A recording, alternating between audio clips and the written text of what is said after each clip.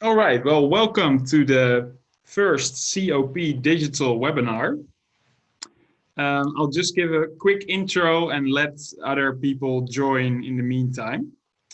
So today's webinar will talk about how can digital technology help respond to COVID-19 in African agriculture. And this is part of a series by the COP Digital, which is the community of practice around digital, which is a group to exchange learnings across practitioners on the use of digital solutions in the response, recovery, and resilience to COVID-19, specifically in agriculture. So we are organizing this webinar series. There will be 2 more webinars for which you're, of course, invited. Welcome to join. And please also join the discussion. You might as well maybe join the COP by emailing us at info@2skill.org. All right, so see a lot more participants have joined, which is really great. So I'll just give them a little bit more time. So the COP Digital is a cooperation of a lot of interesting organizations, practitioners in the field, chaired by the Food and Business Knowledge Platform. I'm from BOP Innovation Center. BOP Innovation Center works in innovation, a lot of digital innovation across the base of the pyramid, and is one of the partners in 2Skill. And other members here are Solidaridad, G4AW, ICO, Netherlands Platform for Inclusive Finance, and the Netherlands Enterprise Agency, among others, of course.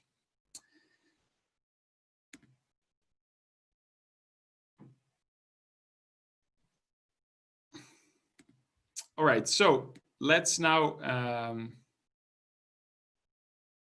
start the webinar. So the rules for this webinar. This webinar will be recorded and shared with all participants. So please be aware of that. Leave your questions in the chat, although I see we have some problems with the chat. So yeah, I'll see if that works out or we will have to stop it. But that's fine. And then, yeah, during the presentation and tell who you are asking the question to. We will try and answer them during the webinar. And one of my colleagues is specifically checking the questions, so you can still leave your question in the chat.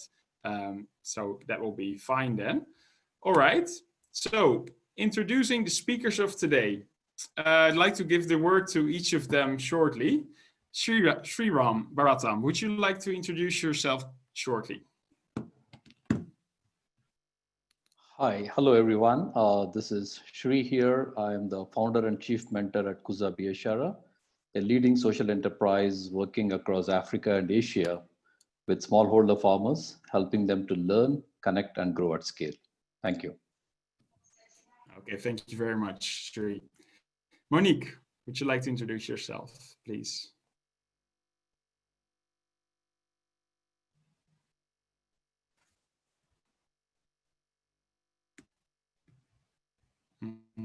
Let's see if it works. Can I? Oh, I think you're on mute, Monique. Could you unmute yourself, please? Yes, that will allow me to unmute. Oh, yeah. So, my name is Monique Vani. I'm Global Digital Innovation Manager here at that. We have worked with up to, I think, 4,000 so farmers digitally, and in overseas national development work in agriculture.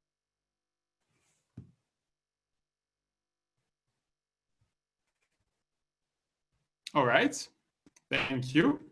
Alassane, would you like to introduce yourself? Please unmute. Yeah. Thanks, Robert. So I'm Alassane Isahaku. I work for the 2Skill program as the innovations lead, basically coordinating our activities in terms of how we bring in innovations into the program. These are mainly interdigital or non-digital innovations. So basically, that is my role in 2Skill. Okay, thank you very much, Alassane. And as I already introduced myself, I'm Roald Klumpenaar, Innovation Advisor at 2Scale, as one of the projects we're doing for BOP Innovation Center. All right, so I'd like to start the first poll of today, because we'd like to keep this session interactive. So first question, to what extent has your organization adopted or supported the adoption of digital solutions in the first months of the COVID-19 response? So let me start the poll. All right, and now you're up to vote. Please note that if you are using a browser, you will not see the poll, unfortunately, but if you are using the Zoom application, you can see the poll.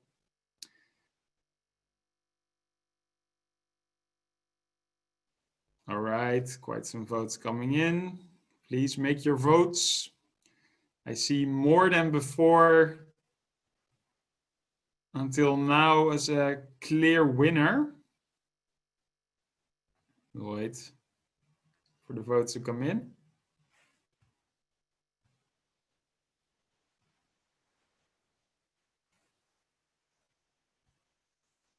Okay. Yes, so polling results, 69% more than before, 28% same as before, and only one vote for less than before. So that's a very clear result. So this is also then an opening question for Shri from Kuza. To what extent did you see with your company, of course with a digital solution, see the demand change for your product after the COVID crisis started? Thank you. Oh, thanks, Roald. We've actually embraced digital 7 years ago, and right from the day one, we've been using digital technologies at a grassroots level. As part of my experience share, I'll share with you how we are doing it. But to answer your question, we got overwhelmed with very many prospects, partners reaching to us saying, hey, you've been in digital space, tell us how we can do. So yes, so on an average, we started getting about 8 to 10 leads every week from partners, collaborators who reached out. And we've been doing a lot of experience share and learning share with very many partners, because we went through this journey of trial and error in the past. And at least we didn't want others to go through the same experience and at least learn from our experience. So it's actually been very fruitful. And as we are speaking, we are rolling out a complete 100% digital youth ready, we call it ready, Rural Entrepreneur Development Incubator Program, which is 100% digital. And this is going nationally in Kenya. And I'll be sharing some of my experience on the same shortly. Thank you. All right, thank you very much, Sri. So I'll give you the word then now. Okay.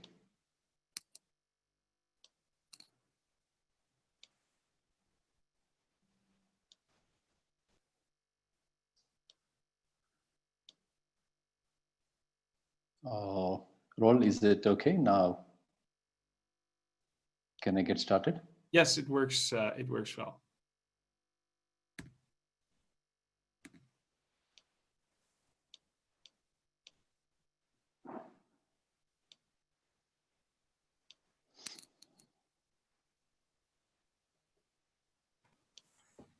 Okay, thank you. So just confirm to me if you're able to see my screen clearly.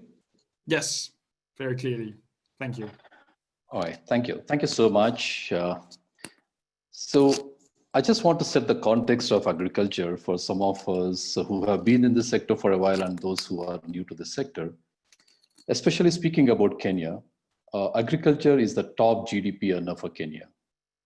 70% of the Kenyans are engaged in agriculture directly or indirectly. An average Kenyan farmer is 60 years old and is facing the triple shock. A triple shock of climate change, weak extension system, a locust attack, and now COVID-19. Now, if you look at this scenario, the public agriculture extension system in a country like Kenya is currently ratio of 1:3,500. That is, for every 3,500 smallholder farmers, we have one public extension worker. whereas the recommended ratio is 1:400. Now, this is where kuza biashara, kuza in Swahili means grow and biashara means business. We are in the business of empowering the people, powering our planet. Those who grow our food, take care of our security and protect us, all those informal workers who are working at a front line are the ones that we work with. Over the past 7 years, we have impacted close to 5 million Africans and created over 150,000 new jobs, all at the informal level. And our work is impacting 9 of the 17 UN Sustainable Development Goals, and we have won multiple national and international recognitions and awards for the work that we are doing. We are a social enterprise, and we consciously designed our model to be a social enterprise to gain the benefit of A, access to capital, and B, to be so focused on doing the work that creates impact. So when COVID-19 happened, we quickly put our strengths together and launched something called a Corona Warrior. And this is our digital response system. So, sorry, Sri, we still see the first slide. Oh, really? Okay, sorry about that. Sorry, start where you were.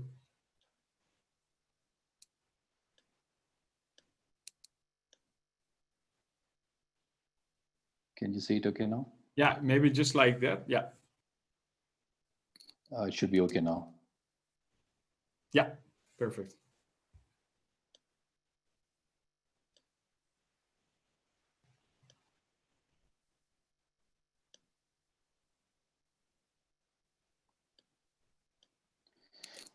Yeah, thanks, Roel, for letting me know. Yeah.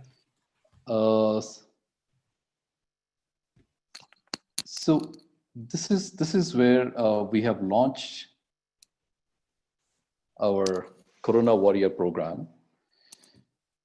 This is our digital response system for rapid response system for COVID-19.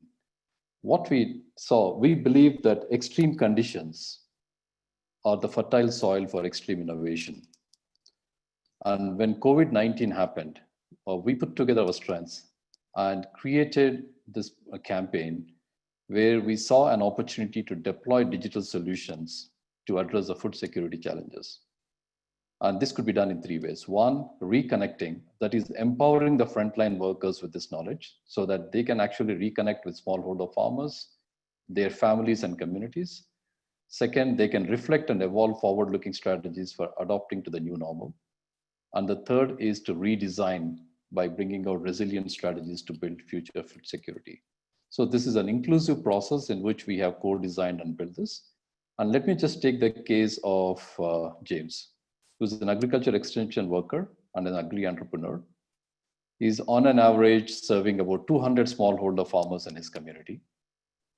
And he can actually self-assess his COVID-19 status using Ask Kuza. This is a mobile app that we launched. This is an AI chatbot where he can check his status and it will ask, it's a conversational artificial intelligence chatbot with which they can understand and respond to a set of leading questions and know his status. And then he can go through this bite-sized lessons. So one of the experience that we built at Kuza is we create short bite-sized learning nuggets, and for about 42 different agronomy value chains, like food crops, cash crops, and horticulture crops. We have actually created bite-sized learning nuggets, which are 2 to 3 minute short nuggets of video. So he goes through this, and then this is a gamified learning experience to make it more interesting with a lot of quizzes built into this. So he would understand by going through this. And then these are all the different courses. He will get complete this and get himself certified as a Corona Warrior. Now, this gives him the confidence that having gone through this, that he understands the basics and there is a lot of referenceable content available for a quick referencing piece. Now, the second thing is he's now engaging his family and his community and assist them with their status using the same AI chatbot and guide them and educate them on the precautions and the care and safety. and then goes about engaging others in the community. Now, this can be accessed in 3 ways. One, a self-service mechanism by using their own smartphone. And second, we also have these digital backpack kits that we have designed, still maintaining the social distancing. He can actually move around with this digital backpack kit, which is designed to work off-grid without internet. And about 40 people can connect to it in a range of 40 meters and can engage them. And the third is we also started setting up points of presence in community centers where these kits are made available. So without any power or internet, they are now able to access this. The experience has been phenomenal. They are actually able to move around with this. And today we have a lot of hospitality partners and people who are in the tourism sector who are using this. The leading companies, top 10 of them are using this. A company called Sarowa Group in Kenya has about 1,800 staff, and all of them got themselves certified. And on an average, each of them are engaging about 100 people in their community. Now, this is scaling rapidly, and we are happy to see that this effort of ours as what we managed to put together is helping so many people. Now, talking briefly about kuza, kuza is revolutionizing the resilience of smallholder farmers. And we believe in creating a cadre of private sector frontline extension network. And to date, we have impacted close to 500,000 farmers with about 3,500 entrepreneurs across 5,000 villages, 3 countries, and about $10.5 million worth of marketplace transactions happening through this ecosystem that we built. So this is a ready program is something pretty hot from the oven right now. We're launching this next week. This is a rural entrepreneur development incubator, which is going to be, the first cohort is going to be 200 youth across 14 counties. And the methodology is going to be very simple. We are incubating them by carefully selecting the youth, build their capacities, launch them to as independent entrepreneurs in the community, each working with about 200 farmers. We help them set up their business, and they in turn provide rural advisory and information services to their farmers, and also facilitate buy-sell transactions via one network that we're putting together with about 28 partners. Now, this is the secret sauce with which we have been able to scale digitally over the past 4 years. And this is where the call to action for all those who are on this call and other partners is, yes, this Corona Warrior program can actually be replicated at scale.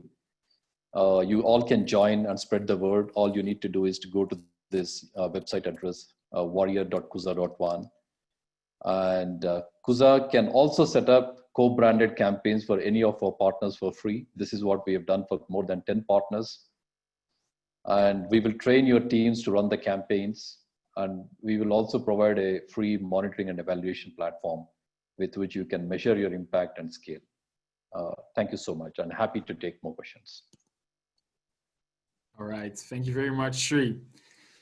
So now we have time for 1 or 2 questions from the audience. All right, so we have a question here. What is the youth incentive to become a Corona warrior? It's incentive for youth. So many of the youth, that's a great question actually. Youth are already digitally savvy. Now they're all looking for a purpose to do, and they also want to remain relevant.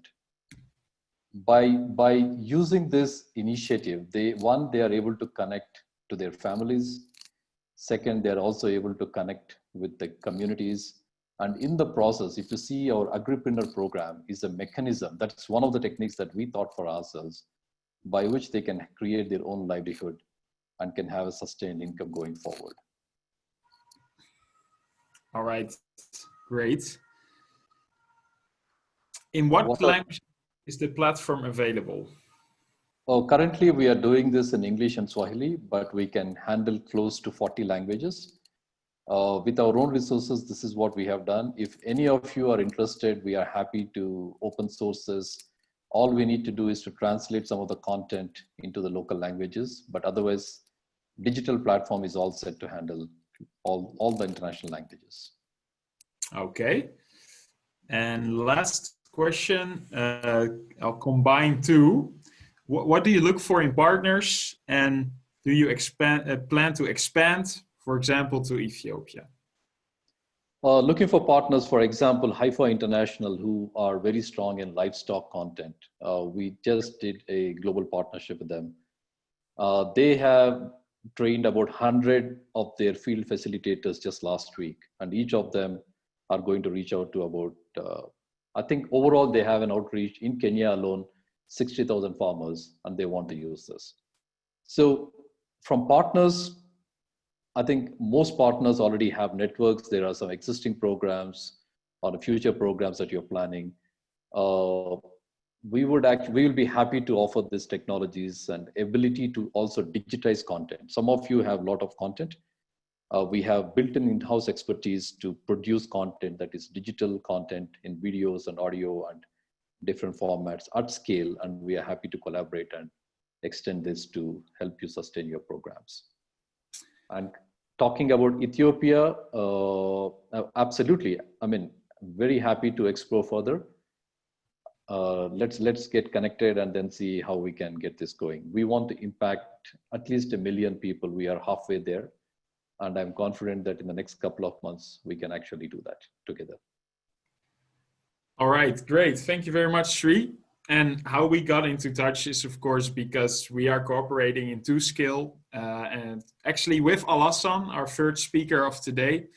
And I'm sure Alassan will also talk about how innovations such as kuza are being included in the TwoScale program, and of course, how this becomes even more relevant during COVID-19. Okay, so now I would like to start the second poll. And this is more from the government NGO perspective. To what extent are they prepared to make digital solutions available for large groups of smallholder farmers? So let me start the poll then. All right, so our programs are not prepared, programs are partly prepared, programs are well prepared. Please make your votes.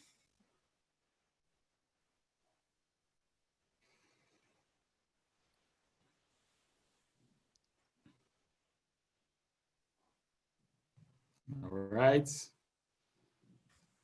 Already see more than half have answered. Let me wait a few more seconds.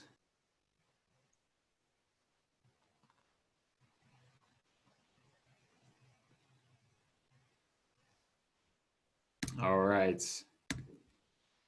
So you can see the results here. Clear majority, 73% voted programs are partly prepared. Only 2 people voted that programs are well prepared.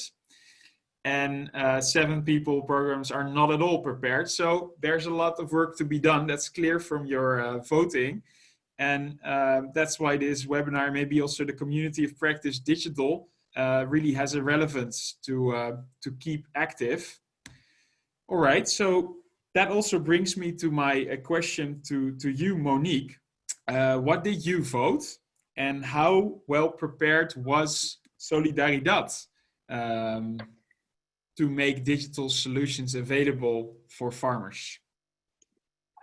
Solidaridad is in a very privileged position in this case specifically because we started our digital adventure 5 years ago, really proper. We had digital tools before, but we started 5 years ago developing our own tools and experimenting in programs. So for us, it was just a question of scaling up and building in new content. But I think, and I will touch upon this later in my presentation, the big challenge is to not just use digital tools to deploy programs the way we used to deploy programs. We need to take it a step further and change the way we do programming. And that really requires organizations to rethink the way they work and how they deploy resources and teams and capacity and things like that. And I think this is a conversation that is just starting in the sector. So I think in that sense, there's a long way for us to go. All right, thank you, very interesting. All right, so I'll give you the floor then now for your presentation. Okay, you have my slides, yeah? Great. So I will not spend a lot of time introducing Solidaridad because I think we have a pretty Dutch audience. Solidaridad is a global network that started in the Netherlands with things as like the Fair Trade label and Max Havelaar, and has evolved towards this big, large organization that works with, we've worked with over 10 million farmers. I think this year we counted 800,000 in our programs. About 400,000 of those are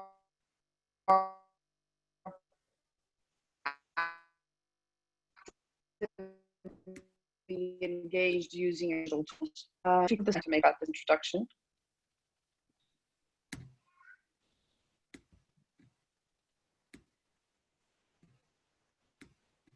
All right. We are very careful in Solidaridad about how we treat farmer data. And I think that's a very specific preoccupation. Without inordinate care about safeguarding the trust of smallholders, we're not going to arrive at this digital revolution that we want for everyone, and we're not going to reach collaboration as we want. You can move forward.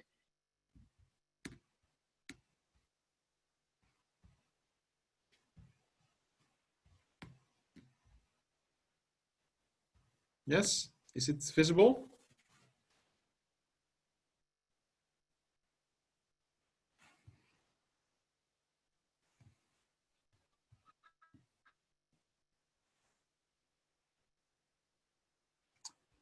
Sorry, Monique, I cannot hear you currently.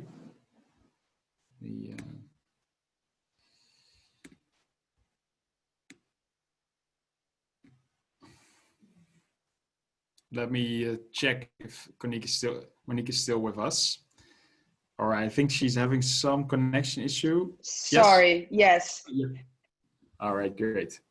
So can you see my screen?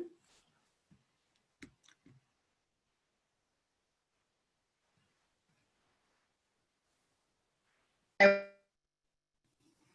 want you to show, and you move.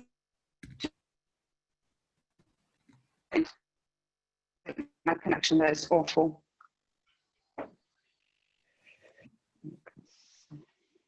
All right, so Monique, I'll give you the opportunity to check your mic, otherwise we can also go forward with Alaska.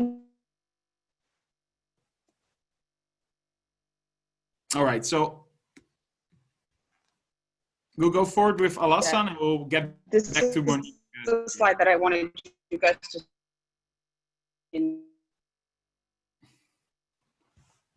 1% of the global investment in digital innovation is going to these countries.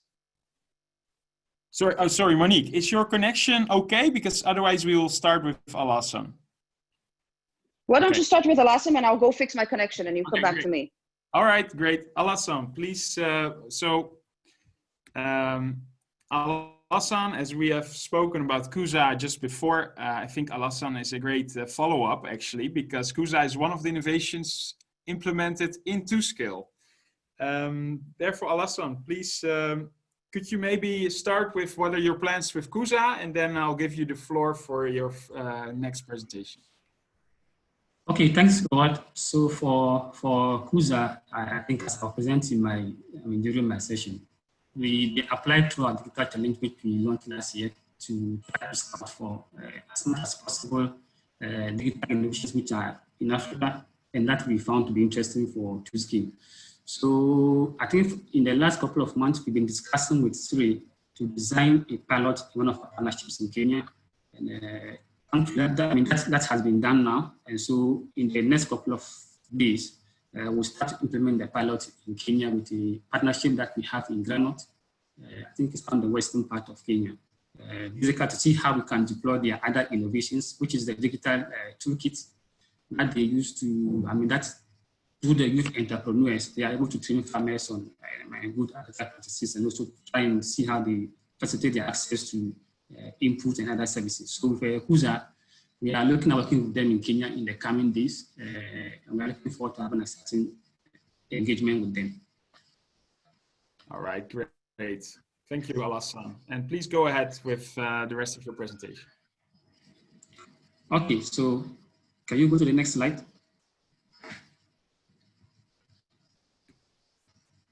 Yes. Just something briefly about To Skill. So To Skill is a program which is currently active in 8 African countries, as you can see on the map to your left. We are not yet in South Sudan. So if activities start in South Sudan, it will be active in 9 countries in Africa. 6 of them in West Africa, and the other 3 will be in East Africa. To Skill is not a new program. It's been active since 2012. The first phase ended in 2018. And as of June of last year, the second phase started. So we've been on the grounds for almost about 8 years now.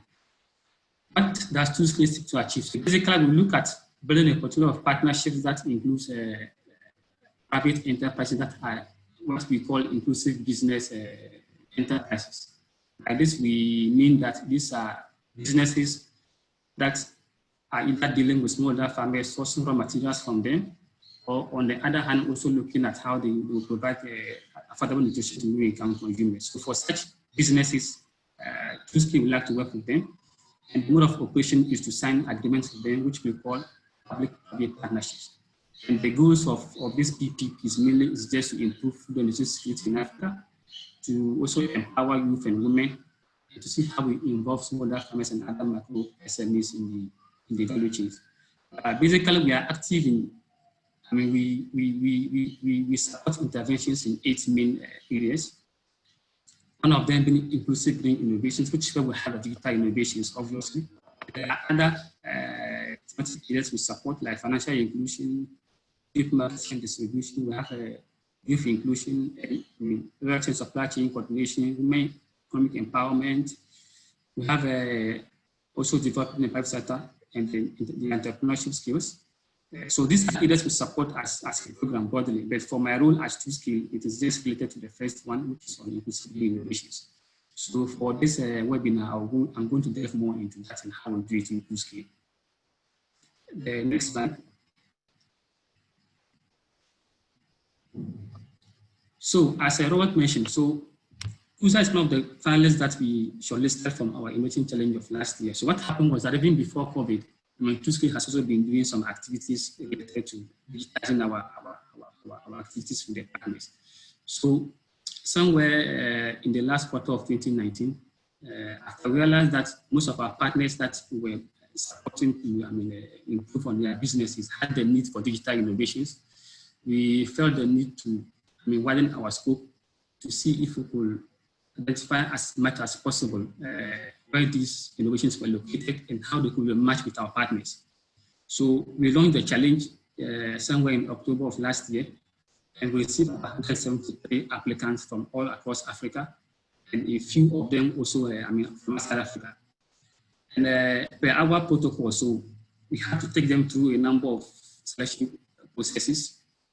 First, doing the trying to shortlist them by way of those who were eligible based on the maturity of their innovations, where they were located, the relevance of the innovation to the partners and all that. So that brought on the number to 124. We did a further shortlisting again. In the end, we had about 10 finalists that went into matching with our partners. So one of those was kuza, as I already mentioned earlier, which we are doing in Kenya. There are others too that also match with the other partnerships. And I would like to share 2 of those ones with you. Next slide. So for us, the approach is to ensure that whatever we introduce in the partnerships are led by the private sector partners. So in the case of To Skill, we call them business champions, as I mentioned earlier. One of them in Côte d'Ivoire, they are a syndicate of about 5 rice millers that we support in Côte d'Ivoire. And for them, their main issue when COVID came in was how to communicate with their farmers, how to continue to deliver the extension services and other support services to their farmers. And the challenge with them was that they didn't have even farmer data because the partnership with To Skill had just started. So it was quite a very young partnership with had so much data to work with. So immediately their need for to enable them to interact with farmers virtually, having to do the usual things of visiting farmers to train them on doing all those kind of things. So these rice millers requested To Skill support, and interestingly, because we had also shortlisted these 10 companies from the chain, it was easier to just match, Crop In, which is the company with this solution, with the next millers in Cote d'Ivoire. So basically, this pilot, which has started, is going to digitize farmer operations for these millers and also ensure that they're able to make their procurement services without necessarily having to do it physically. The next one, Robert. So a similar one to Source Trace, which also made to the finalists listed from the chain. So Source Trace also be working with a company in Burkina Faso called Seattle, also having similar problems like the previous slide I showed you with the rice millers. And for them too, we are looking at digitizing their farm management and pre-harvest operations. So what basically to do is to collect data on farmers, their locations, their GPS coordinates and all that. And then through the platform, trainings can be delivered to farmers virtually, and the business champion, which is Seattle, can also interact with them to get to know when to be harvesting, how to organize their procurement and all that. So these are some two others that we are also implementing in TooScale, which I would like to share with the audience, apart from kuza. There are several others that we are also doing, because of time we cannot make presentation on all of them. So if there are questions, I would like to take them. And then, yeah. Thank you very much, Alassane. One first question from my slide. How did Crop In and Source Trace, the two cases you introduced, how did they become more relevant since the COVID-19 crisis started? So what happened was, with these two cases I just presented, as I mentioned, so these business champions were just engaging TooScale for the first time. So they didn't really have much data on the field about how many farmers they work with, where the farmers are located, what acres of farms are they doing, what crops or varieties are they cultivating and all that. So there was a bit of a gap in communication between these business champions and then their farmers and other actors they work with. So they didn't have any other ways of doing business apart from the usual pen and paper and then physical visits. So when Source Trace and Crop In came in, they were very excited about these innovations and they felt that it could really address that pain that they went through during the COVID. At the peak of the COVID pandemic, when there were lockdowns and curfews, restrictions on movements and all that. So basically, Crop In and Source Trace came in just at the right moment for these business champions. All right, great, thank you. Then a question from Wijnand van IJssel. Do you have examples from other domains than farmer extension services? So other types of digital innovations? So for instance, I can share one from that we did with a company in Nigeria called Sultry. So they had issues with in mobilizing produce from farmers when they harvest. So we worked with a company called FarmForce, and then through FarmForce, they were able to digitize that process. So now the company can be able to track and know which farmers are harvesting, how much produce they are going to sell to the company, and even schedule when they will come and pick produce from the farmers, how payment will be made and everything. Apart from that, also did one with a company called Ignitia on a weather forecast information services for farmers in Nigeria. And for that pilot, in fact, we just did the evaluation a couple of weeks ago. And it's an interesting one because at the end of the pilot, farmers we interviewed were really excited about this thing, and they feel that even if they have to pay for this, they have to pay. And that's what TooScale seeks to achieve. Support test these innovations and see how it will be accepted by the users. And then look at, okay, once you are satisfied with this, how then do you pay for it? So now we are working at how we are going to integrate the cost of this services into the farmers' engagement with the business champion in Nigeria.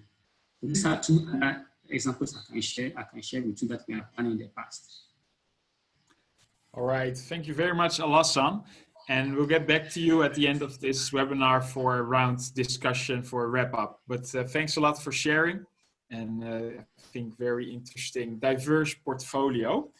All right, so let me then now launch the third poll of today. Let me go to the slide. Yeah. So in your opinion, to what extent do digital entrepreneurs manage to sustain a commercial relationship with agribusinesses, such as the entrepreneurs Alassane was talking about just now? Not sufficient, partly sufficient, or sufficient?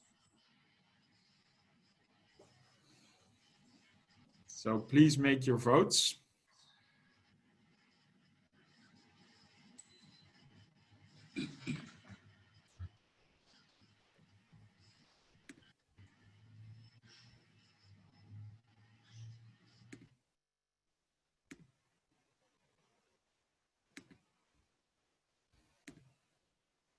All right, many votes coming in, so waiting for the last ones.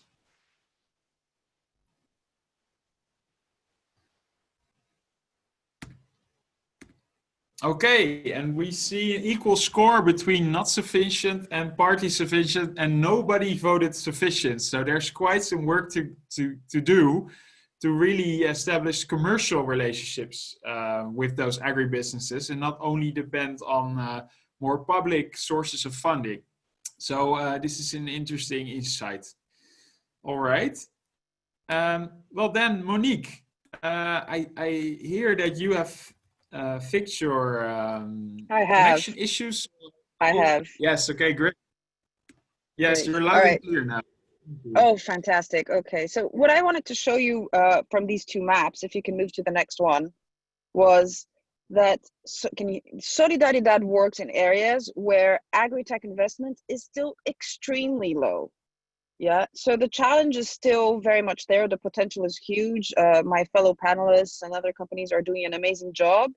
But if we are going to really be serious about digital for development in these countries, the investment levels need to grow. Africa has 1.2% of global investment for such a huge swatch of the population of the globe.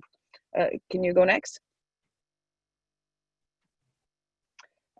So we are working against low investment, but also difficulties in infrastructure, Wi-Fi, roads, very, very, very complex socioeconomic factors, and a lot of different cultures. Creating digital tools requires you to find something that resonates with people and that they want to use.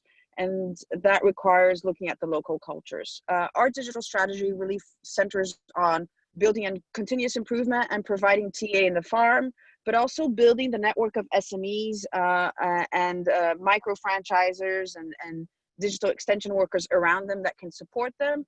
And then creating the data-rich environments that allow for credit delivery, value chain inclusion, access to markets, and things like that. Specifically with regards to COVID, you can move next.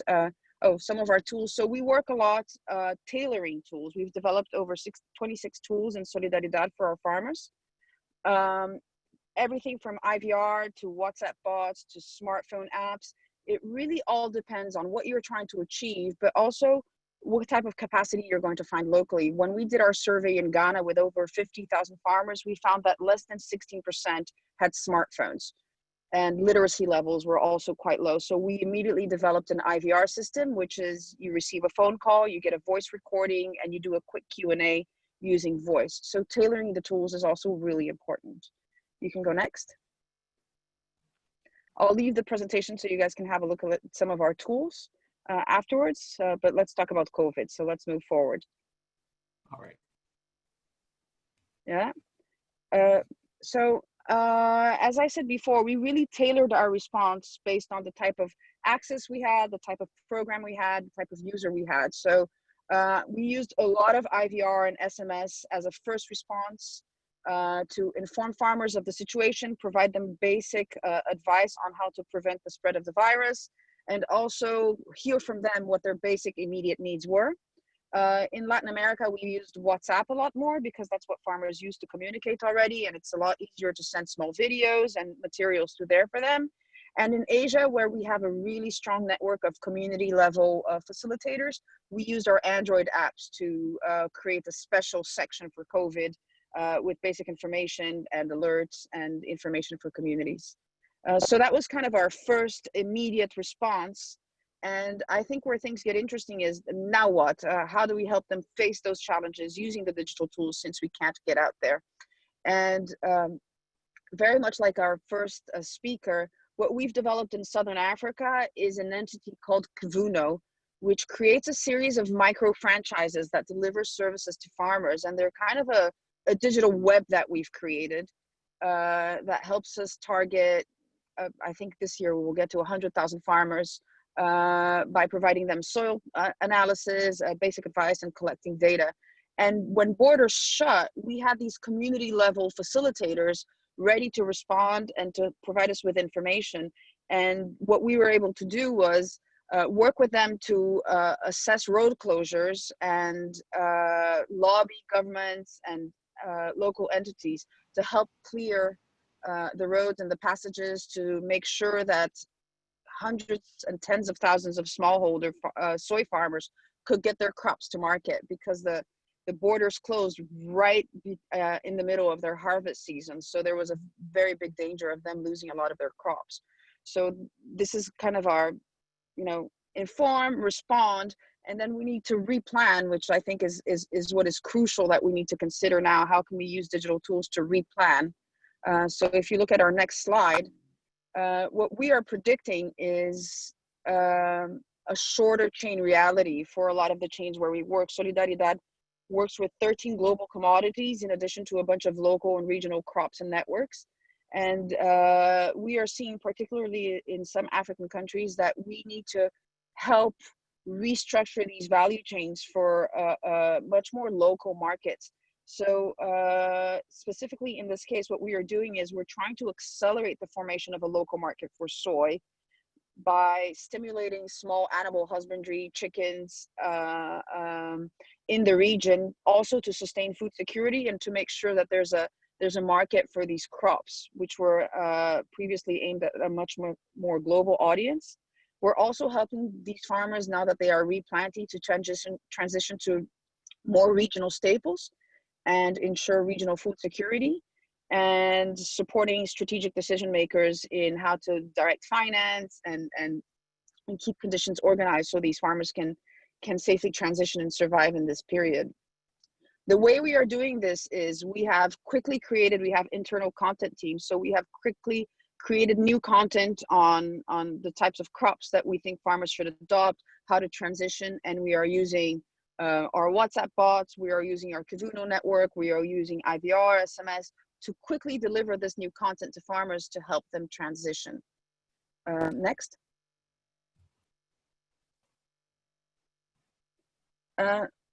But what I would like to, and I'm happy that I'm last because that's what I would invite the conversation to move to, is we can take the way that we work and put them in digital tools and continue that. But to me, in a sense, that is just a faster horse. We're just going to be working the same way that we do, but using digital tools. And I think digital tools in international development provide us an opportunity for us to really rethink the way the international development industry works and deploys, and put a lot more power in the hands of local SMEs, local community entities and farmers themselves, and push for a more direct pathway for empowerment and inclusion. And so I'm hoping that this newfound interest because of COVID in helping farmers respond helps us as an industry look at the sector in a different way and see the capacity that these communities have to be resilient on their own, and we can move to a point where we provide them with the tools rather than continuously having this send the person from the city to provide the training approach to deployment that we're never going to scale, and we're never going to reach the true legitimacy that we want to reach in the sector if we continue working like this. So I think we're just at the beginning of what we can accomplish. Yeah. All right. Thank you very much, Monique.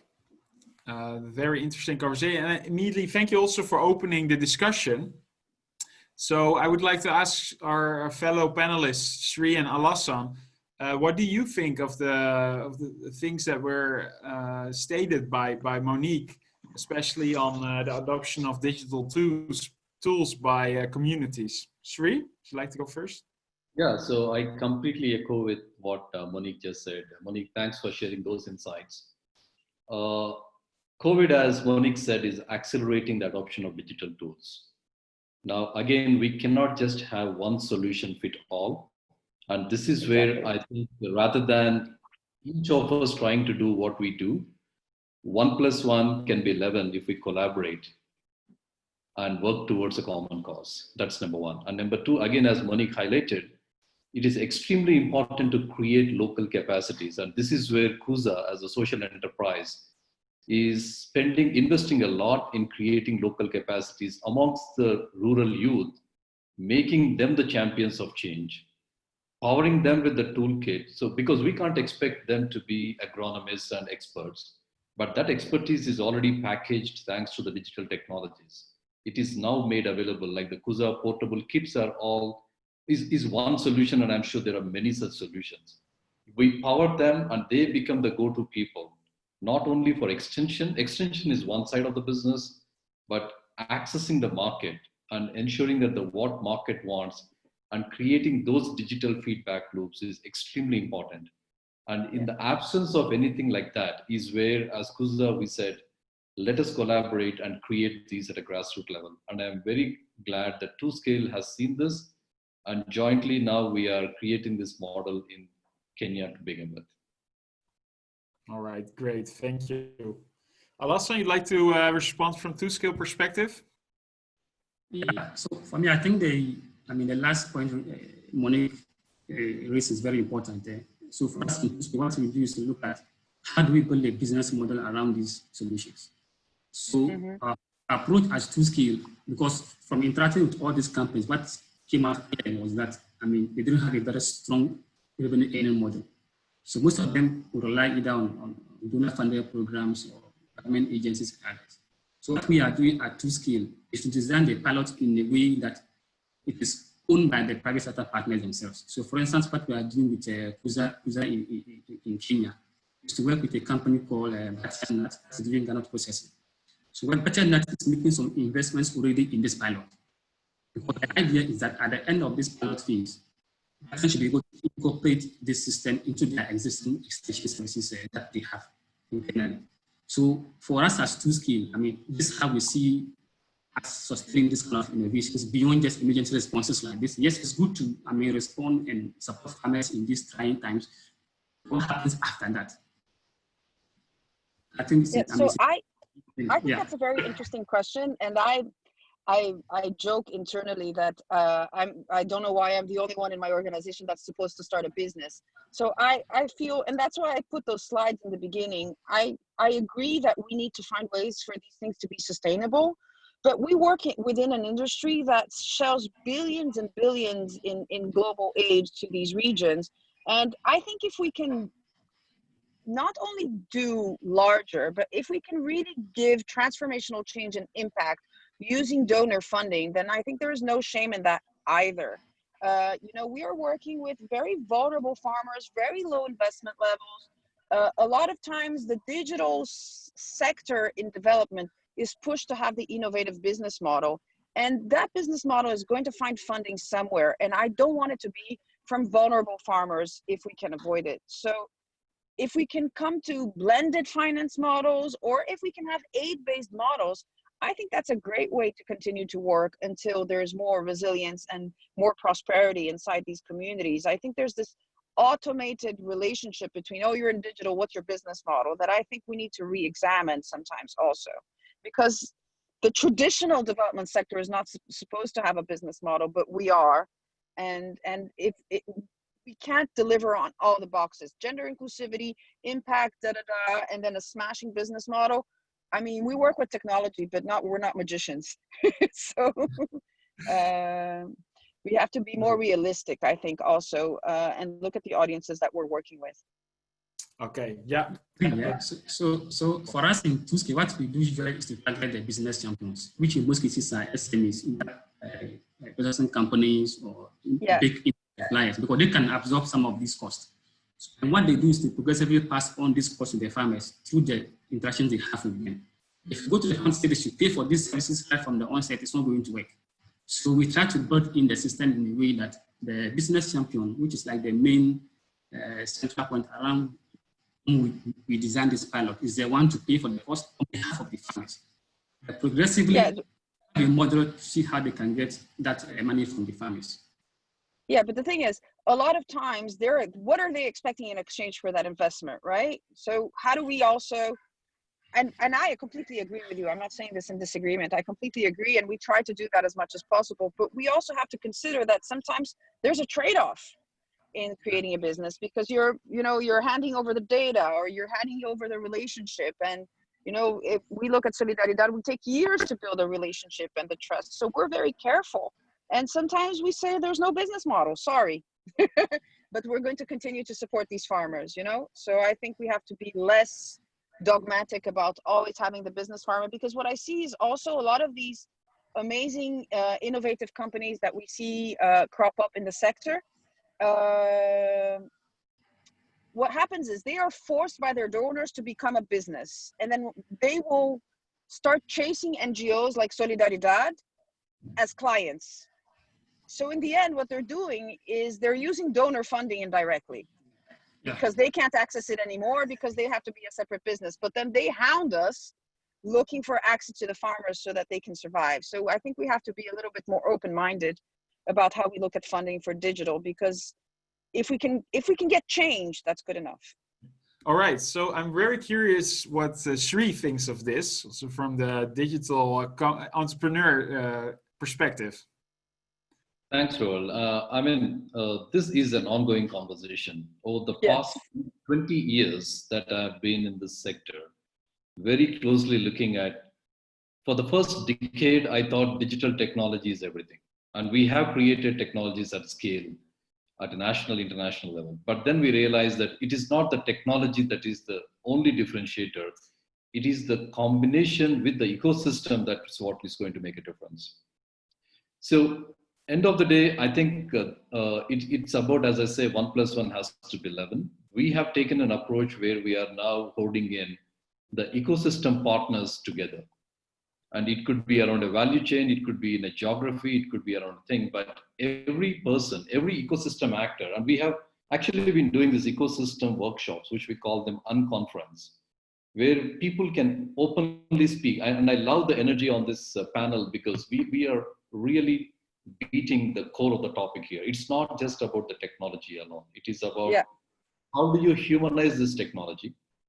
And for example, partners like Solidaridad have solid experience in creating community-led models. So how can you tap into that experience, and how can we leverage philanthropic grants to create that side of the business? And the next thing that we are doing is most of the philanthropy-led programs start on a calendar, end on a calendar. They're a 5-year program, 3-year program. The question is what happens after that? Yeah. And this is where we took a conscious decision as Kuza and said, as a social enterprise, we would actually bridge the gap. As the program tapers down, this is where we are created a model called a One Network. A One Network is a combination of all private sector actors with research and academia actors and nonprofits. Everybody has something in it. Everybody gives something to get something, and you are creating a network. And for this network to sustain, you don't have capital. So that is where we are leveraging the philanthropy capital to bootstrap, but the marketplace transactions are the ones which will sustain these operations to move beyond the program lifecycle. Early days, but we are seeing some very good traction. We have experimented this in multiple countries, both on the African continent and in Asia. And I think the energy and the timing, and thanks to COVID, a lot of people are appreciating the fact that digital is the way, but just not digital, as Monique said. We have to bring these partners together, and thanks to TwoScale and POP and the partner ecosystem, you're bringing the actors together, and it's about time we put our heads together and then say, let us try this out. All right, thank you very much. So I'm happy to continue the discussion, but before we reach the end of the hour, I'll first quickly talk about the community of practice digital again. So this was the first webinar in a series of 3. Our goal is to exchange learnings across practitioners on the use of digital solutions in COVID-19 response, recovery, and resilience in agriculture. I think this discussion was really a great start of that, and already we got some very relevant insights to continue in, and I invite all participants in this webinar also to join this discussion. Thank you for all your questions. We will save all the questions and respond to each of them by sending you an email with the response on your question. You can also contact us to join the discussion, to join the COP potentially as well. by emailing us at info@twoskill.org. And of course, I would like to invite you to the next webinar on the 27th of August. So maybe you guys have some holidays, but then just when you return, there will be the second webinar at 10 o'clock Central European Time on the 27th, a Thursday again, I believe. And it will again be about digital solutions for smallholder farmers with speakers from ICO, Corporation, Smart Seeds, and AgriWallet. So again, also a digital entrepreneur there, and Dodore Kenya. So that will be as well a very interesting webinar. So you're invited to that. So please, for the people that still have some time, it would be great to answer some questions.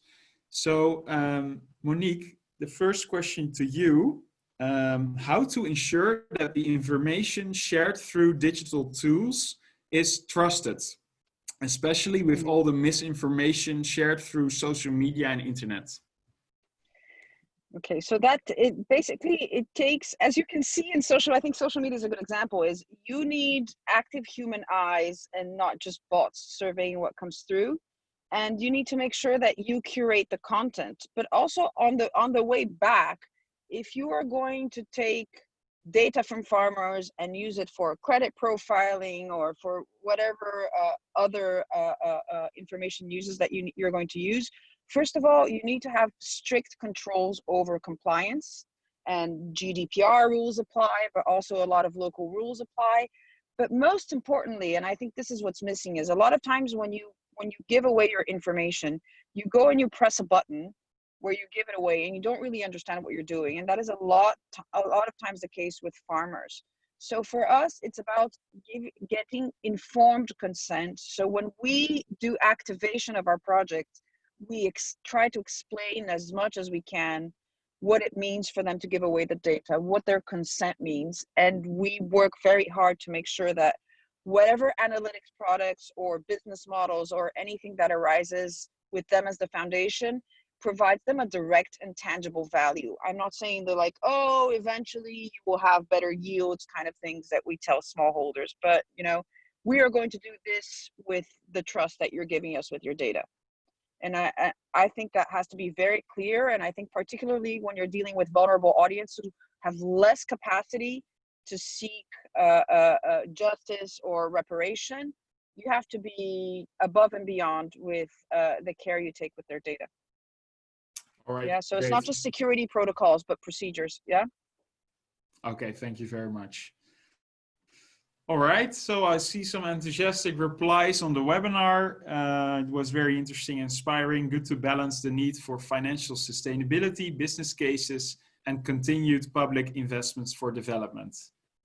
Compliments how you dealt with the challenges. Yeah, we had a couple of challenges, of course, but that's part of digital. That's part of digital innovation. So one last question to Alassane. Let me figure it out. How are the internet penetration rates where the 2 pilots were implemented? Did you face challenges in the adoption of the digital of SHFs and off-takers agribusinesses? How were you able to overcome this? Yeah, obviously, yes, especially if you are in regions that to scale well. If you take the Sahel region, for instance, have very poor internet connectivity. So what we do as a program is to select innovations that are not necessarily dependent on the internet. So farmers who have very simple feature phones can still be part of the pilot. For instance, in the case of the pilot in Nigeria, it's just a simple SMS sent via farmers feature phones, which they can easily read and understand. So we try as much as we can to bridge that gap in internet connectivity by selecting innovations that may not necessarily require internet connectivity to do so. There are some that have both functionalities. It can either operate with the internet or without the internet. In the case of kuza, you don't have to have internet connection to use the toolkit. You go to the field, do all the work, you get to where there's internet connectivity, then you can upload the data. So this is how we try to manage the situation in doing our activities. Okay, great. Thank you very much. Okay, so then I would like to close off this webinar. Thank you very much for your participation. It was great to have such a diverse set of speakers. So thank you very much to the panelists, Sri, Alassan, and Monique, for your contributions. Great to have your different perspectives on the way to deal with COVID-19 with digital solutions. So thanks again. We hope you had you gained some interesting insights. Please leave your questions to us by emailing us, and see you at the next webinar on the 27th. And you'll be receiving, you'll find this webinar also in across all social media channels. Note it down in your agenda now, and the way to register is either by emailing us or the registration link will follow soon. So thank you very much, and see you again. Have a good day.